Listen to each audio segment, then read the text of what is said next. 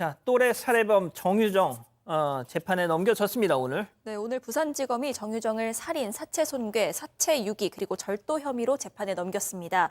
검찰이 경찰로부터 이 사건 송치받은 건 지난 2일이었는데요. 이례적으로 전담수사팀을 꾸려서 수사해왔습니다. 원래 이 정유정의 구속기한이 지난 11일자로 만료 예정이었습니다. 하지만 이 구속기한을 오늘까지 연장해서 보강수사를 벌여왔고요. 정확한 범행 동기를 밝히기 위해서 대검찰청 심리분석관도 투입이 됐습니다. 예. 자, 범행 동기 저희도 많이 분석을 했지만 오늘 검찰이 밝힌 범행 동기 궁금합니다. 정유정의 이제 과거 살아온 환경을 다 살펴봤는데요. 첫 번째, 불우한 성장 과정이 있었다. 두 번째, 가족 간의 불화가 있었다. 세 번째, 대학 진학과 취업에 실패를 해서 쌓인 분노를 표출하고 싶은 대상이 필요했는데 그 대상을 보통 사람은 참잖아요. 근데 정유정이 사이코패스적 경향이 있었기 때문에 전혀 여기에서 머뭇거림 없이 그 살인으로 나아갔다 이렇게 밝혔습니다. 사실 저는 어떤 그 수치가 중요한 건 아닌데요. 경찰은 28점이라고 얘기했고 이번에 검찰은 이제 26.3을 이제 이야기했는데 사실 이거는 환경에 따라 좀 달라질 수 있는 부분이고 우리가 이야기하기에는 28점이나 26.3이나 둘 다 사이코패스적 경향은 분명히 있는 거라고 말씀드릴 수 있습니다. 가장 대표적인 게 정말 어떻게 보면 외톨이적 언둔형의 어떤 모습은 보였지만 그 언둔형에서 결국 사이코패스적 경향 때문에 한치의 주저함도 없이 살인으로 나아갔다 이렇게 검찰은 밝혔습니다. 자, 불우한 성장 과정이 어땠길래 그렇습니까? 어느 정도 밝혀졌는데요. 정유정이가 1살 때 어머니가 정유정을 버리고 떠나버렸습니다.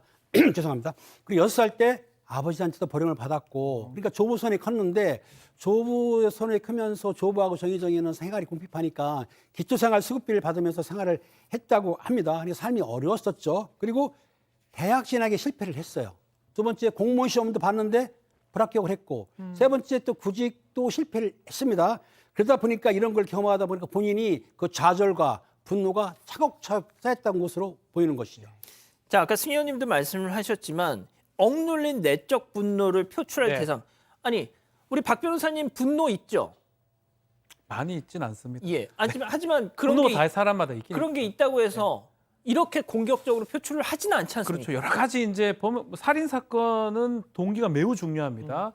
최근 범죄들은 무동기 범죄 이런 것도 그냥 그걸 밝히지 못했던 그런 범죄도 있긴 하지만 아마 공소장에 꼭 기재를 해야 되기 때문에 검찰 입장에서는 어떤 게 동기일까? 그 중에 중요한 게 분노 표출에 의한 이 부분이 이 공책에 정유정이 기재했던 공책에 나왔던 걸로 보여요. 집에 있던 공책에. 예, 본인이 이렇게 써놓은 안 죽이면 분이 풀리지 않는다라고 어이구야. 기재를 해서 이게 아마 중요한 범행 동기가 아닌가라고 검찰은 판단했고 다만 언제 썼냐라고 정확하게 물어보니까 시기는 특정을 못했어요. 답변을 거부해가지고. 그렇지만 이게 가장 근사치한 범행 동기라고 검찰은 보고 있고 그거 말고도 지난해 초부터 분노 표출 방법으로 살인을 고려했던 것 같아요. 살인 방법, 시체 유기 이런 것들을 검색한 것도 검찰이 확인을 했습니다.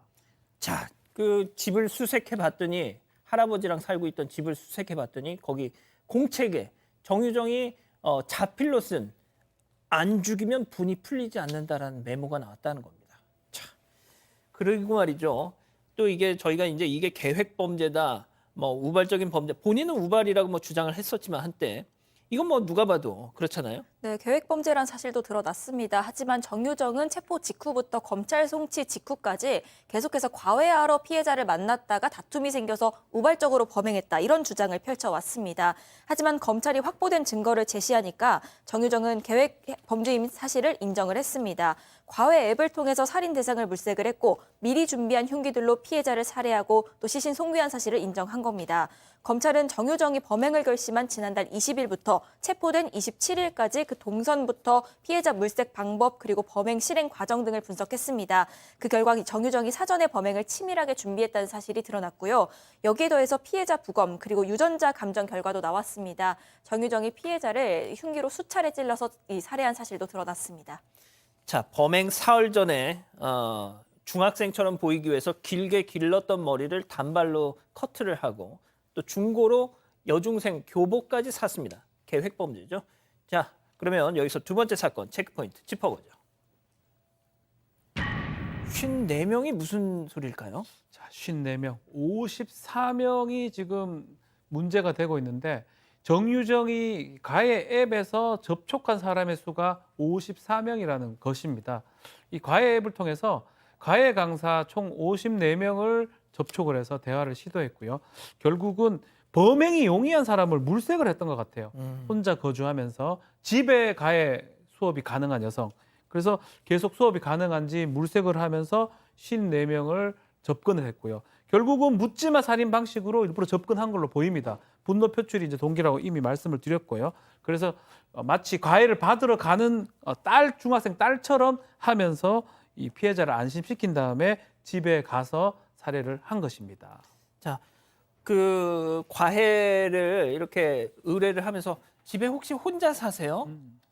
그리고 또 여성분이세요? 이런 걸 물어. 실제 지난주에 그 이런 사건 프로그램에서 이 사건을 다루면서 그 54명 중에 한 분, 그 정유정에게 의뢰를 받았던 그 과외 교사를 인터뷰한 걸 보니까 혼자 사냐는 걸 묻길래 뭔가 감이 이상해서 그냥 거절을 했더라는 겁니다. 제가 지금 평가 모르겠습니다. 제가 지금 기록을 못 봐서 정확하게 시청자 여러분께 말씀은 못 드리지만 두 가지는 분명한 것 같아요. 첫 번째, 정말 살해하기 쉬운 대상을 찾았다. 이건 분명한 것 같아요. 54명 중에 가장 좀 죄송합니다. 살해하기 가장 편한 사람을 선택했다. 이건 분명한 것 같고, 그리고 두 번째는 내가 이런 이야기를 했잖아요. 안 죽이면 내 분이 풀리지 않는다. 분명히 또래 집단, 내가 이렇게 억눌리 사고 나는 이렇게 힘들게 사는데 저렇게 편하게 사는 사람들에 대한 일반적인 분노가 분명히 있었는 것 같아요. 그래서 또래 중에 자기가 생각하고 자기가 나아갈 방향 선상에 있었던 사람 중에 저 과외 교사를 선택했고 그 과외 교사 한 명을 선택해서 이런 일을 벌였다고 생각하는데요. 저는 분명히 말씀드리지만 굉장히 집요하고 계획적인 범행이었다라는 말씀드리겠습니다. 자, 그 정유정의 범행 동기를 놓고 일부 전문가가 이제 신분 탈취, 그러니까 살해한 그 피해자의 어떤 그 배경, 신분을 탈취하기 위한 목적에서 이 짓을 벌였다, 이렇게 일부 전문가가 주장을 했는데, 이 오윤성 교수는 저희 사건반장에서 그거 아니다. 그거 괜한 추측이고 그냥 얼치기 살인마에 대해서 전문가들이 괜한 막 이렇게 살을 붙이는 거다, 이렇게 비판했었단 말이죠. 검찰이 그거에 대한 판단도 했죠. 네, 검찰도 그렇게 볼 만한 증거는 확인이 되지 않았다고 보고 있습니다. 정유정이 살해하기 용이한 조건을 기준으로 해서 피해자를 고른 것이지 어떤 신분 탈취 목적이 있었다고 볼 만한 증거는 지금까지 없다는 건데요. 또 피해자 옷장에서 옷을 꺼내 입긴 했지만 이건 피해자의 혈흔이 튀었기 때문에 이걸 감추기 위해서 옷을 갈아입은 거지 이 역시도 신분 탈취와는 관계가 없다고 판단을 했습니다. 또 일부 언론에서 정유정이 자폐 성향 보인다 이런 보도가 나오기도 했습니다. 하지만 이에 대해서 정유정이 자신의 증상에 대해서 과장되게 꾸며내고 있는 상태이긴 하지만 그렇기 때문에 정신증이나 자폐장애 가능성은 적다고 판단을 했습니다. 또 이 공범은 없었고 단독 범행임도 확인이 됐습니다. 그렇군요.